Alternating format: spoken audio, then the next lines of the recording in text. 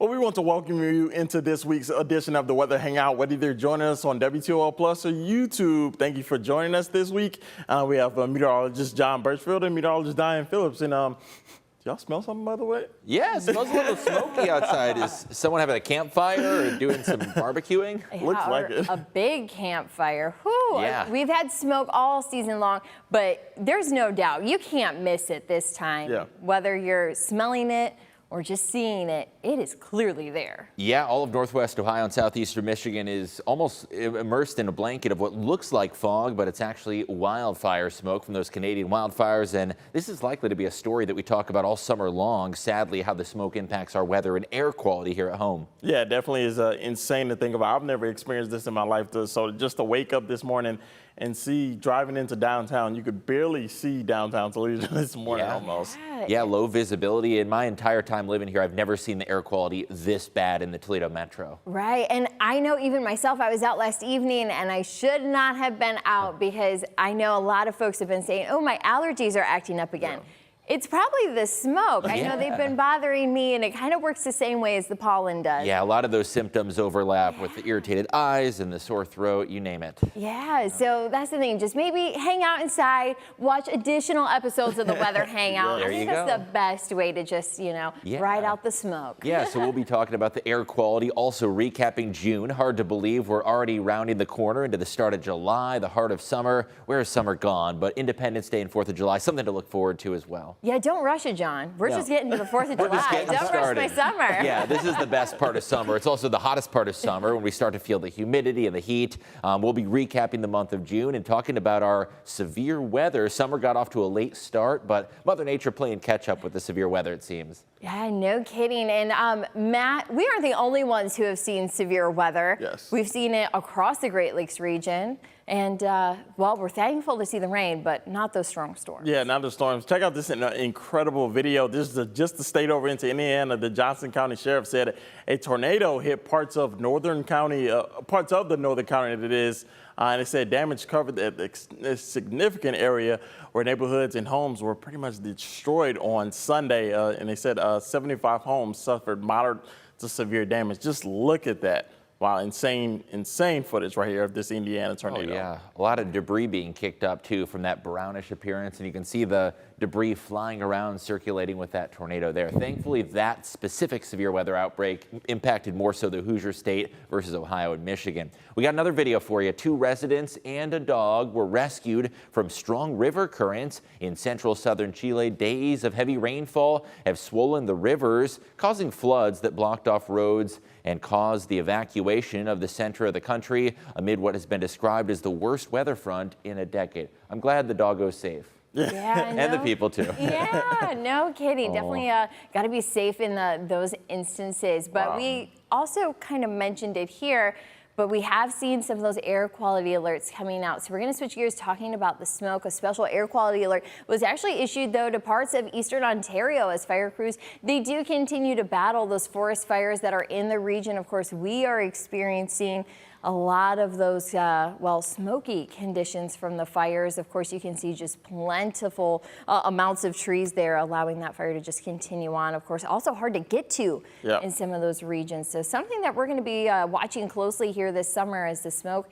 That's going to continue on for us through the summer. We'll be watching a lot of those factors. I know, Matt, you've been looking into some of those elements to watch for those fires. Yeah, exactly. It's just insane how far this smoke can travel all the way up in Canada, all the way down to Iowa, and even in southern parts of our area as well. That's just insane to see the smoke carry all the way down into even some of the southern states even. Yeah, that wind direction is a big game changer. Of course, we were kind of okay, but things really picked up late last night and even through today. So yeah, of course, air quality alerts, we've been talking about it. Our news team, they've been working on it all day long. So of course, we're going to continue to watch it here through the rest of the day and even through the summer season.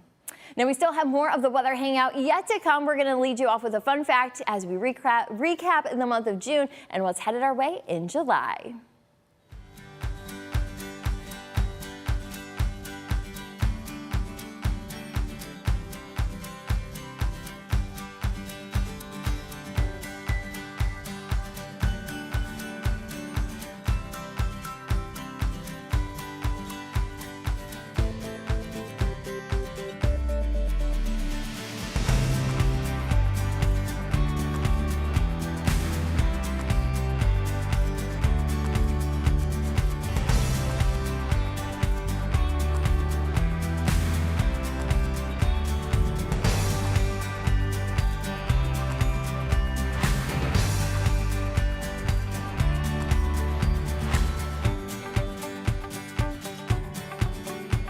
About 14 million acres. That explains where all of the wildfire smoke is coming from that is impacting our weather. As we round the corner from June into July, let's recap the month of June and some of the extremes that we saw on both ends of the spectrum. June really started off very toasty, 92 degrees. We recorded some early season heat. That was before we were officially even in the summer season. So you could call it late spring heat, 92 degrees on June 2nd, and the record was 95. We came awfully close to that. And that was a Dust Bowl record from June 2nd of 1934. That was a summer that featured exceptional heat. So what about tallying up those 90-degree days? Just 2 days this month. However, we are entering the hottest days of the summer season.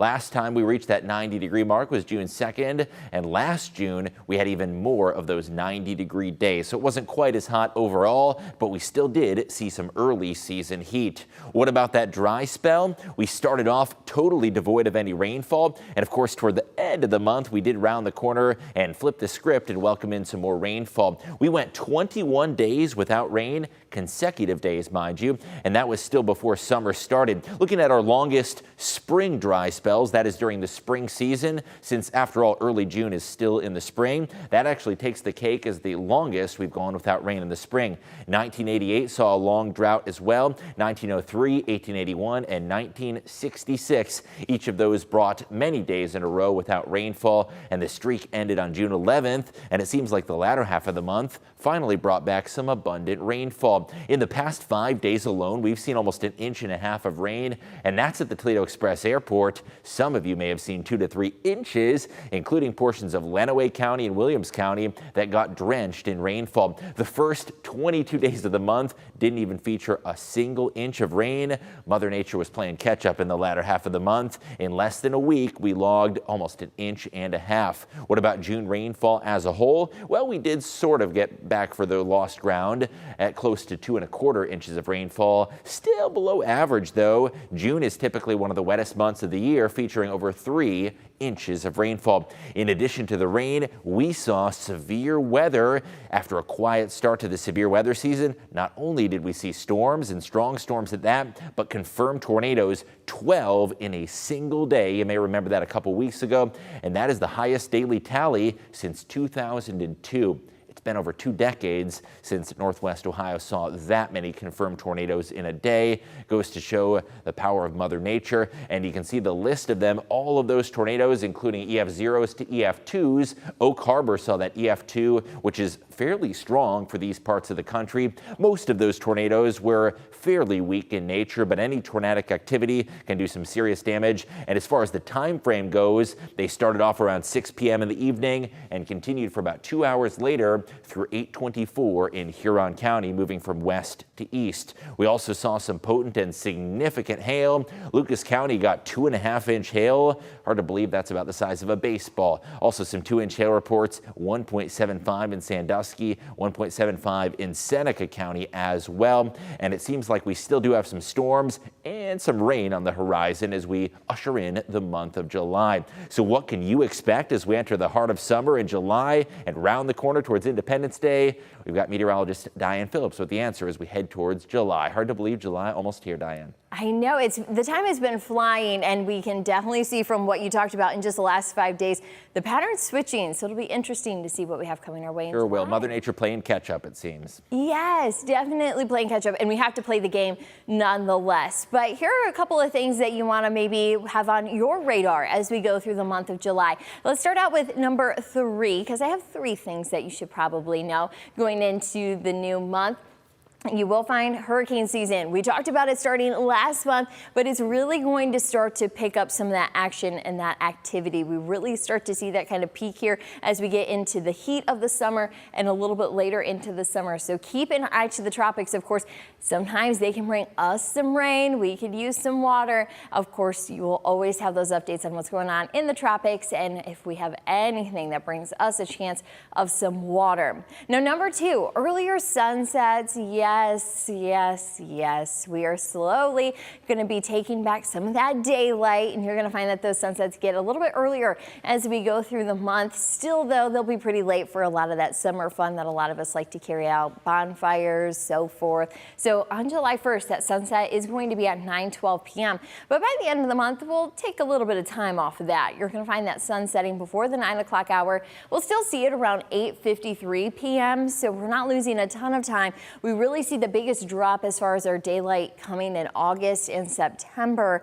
So still enjoy the extra daylight while we have it, though just a reminder, we are starting to lose a little bit of time each day as far as that sun's concerned. Now, the number one thing, though, to take away from July is that we reach our peak as far as our yearly heat. So our average high, and the warmest that can be, is at 87 degrees for our climate. That's just using all of our climate data that we've taken track of. So you're going to find that average high of 87 starts typically around July 4th, and we see that last through about July 22nd. So we have a few weeks there that we reach our peak heat. So it's July where we, of course, have those long summer days. But even before the average high for the first couple of days of July, 86, and even as we wrap up the month, 86 degrees. So you can plan on mid to upper 80s as far as what we should have for July. Of course, some 90s, you'll find those on the WTOL 11 weather app. But also coming our way here in just a little bit, it's the 4th of July. Like John said, time is flying. So looking at some climatology of what you can expect if you have plans coming for what could maybe be a long weekend for yourself. History of July 4th, you're going to find heat is not something that we miss out on. The warmest high that we've had was back in 2012, and that was at the triple digits. 100 degrees was recorded that year. You'll also remember 2012 was a dry season as well. That year, of course, always kind of sticking out in everybody's minds. But how about on the flip side? Coolest conditions that we've had on July 4th. This would be the morning low starting out as you're getting ready to maybe go to some of those holiday parades. 45 degrees was the low that morning. That was set back in 1968. So it's been a while, and heat's kind of a little more of a factor. You're going to find that we've actually, for quite a few of our 4th of Julys, we've seen that the last 6 have had highs into the 90s. You're going to find even last year, 92, 91, even into 2020 during the pandemic, 93 degrees was the high that we had on the 4th of July.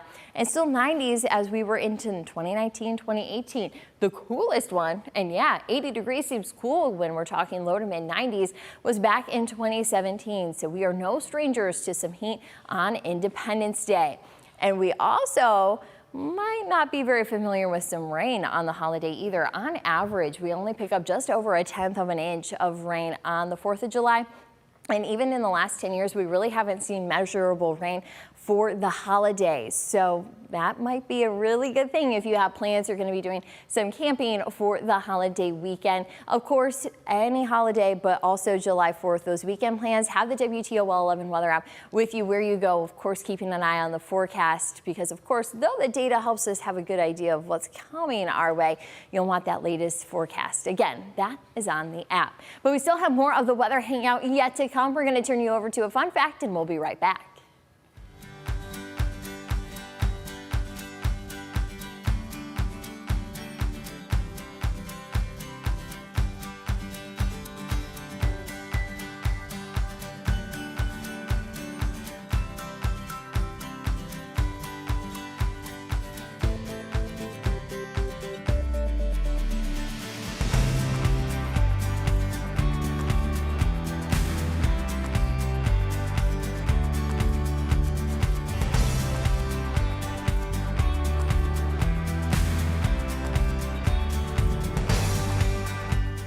So this part of the year is when we see the most active months of severe weather. But you know, you still may want to have some summer fun, like going to a Mud Hens game. And this past Sunday, the Mud Hens game was possibly cut short thanks to some thunderstorms. I'll be breaking down how the safety nets at Fifth Third Field are not the only thing keeping you safe during the game. Check it out.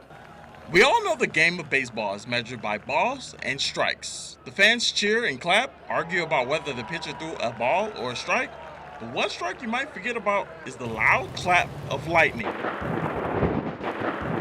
Aaron Jones is the manager of game day operations for the Mud Hens. He says weather is top of the mind at Fifth Third Field. Yeah, so when we look at the weather forecast, we usually track it anywhere from a couple days out to a week out. And what we're really looking at is what time do we open the gates for the game, get fans in, what time would it start. We're looking at how much rain could fall, what the severity of it could be, lightning, thunder, anything more severe than that, of course. If there is severe weather on the way, Jones says there is a plan in place to keep everyone safe. If we ever cancel the game and there is severe weather, what we're going to do is put fan safety first. If it's severe enough to where we don't believe fans should be leaving the premises, we're going to do everything that we can in our power to help them out, get them indoors to lower levels of the ballpark, into stairwells. We have emergency action plans in place. But who makes the final decision to cancel or delay a game? The crew chief for the umpires, the two managers, and then us as the housing club, we all get together and talk about what the forecast looks like, how the field's holding up, so on and so forth, and then come to a decision that way. Despite showers and storms, they still want you to experience a Mud Hens game in the best way. Whether it's raining or not, we're always anticipating that. We want to make sure when the fans come out, they're getting the best experience. I know during our rain delay the other day, we had our promotions team, our hype team out there playing limbo and forming a conga line and cha-cha slide with the fans to entertain them even during a rain delay. So we always want fans to come out, rain or shine. We're going to put on the best experience that we can. Reporting in Toledo, I'm meteorologist Matt Willoughby for WTOL 11.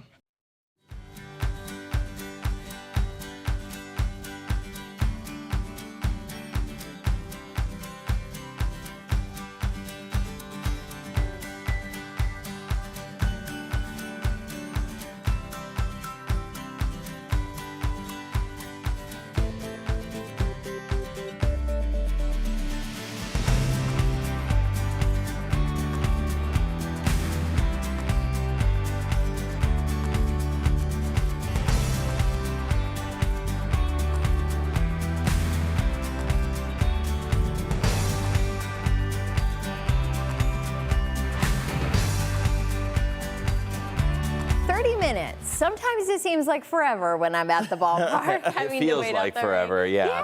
Yeah, you just want to get back to the action. Have you guys been to a Mud Hens game yet this season?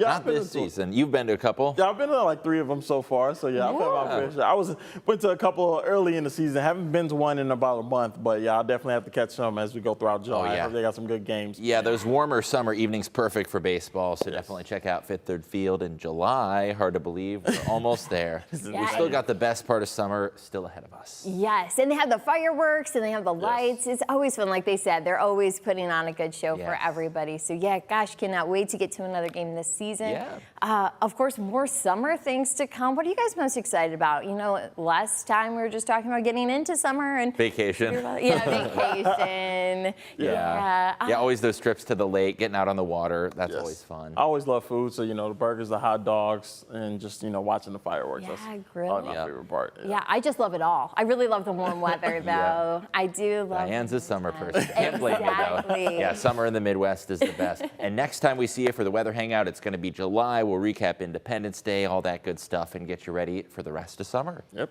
Yes, awesome. Well, thank you everybody for joining us for another edition of the Weather Hangout. Don't forget you can recap. I know it's smoky outside, so just recap those other episodes, stay inside, and you can catch up on all the fun and exciting things that we nerd out on. And don't forget to tell your friends that they can catch us here on WTOL 11 Plus and YouTube. Take care, and we'll see you next time.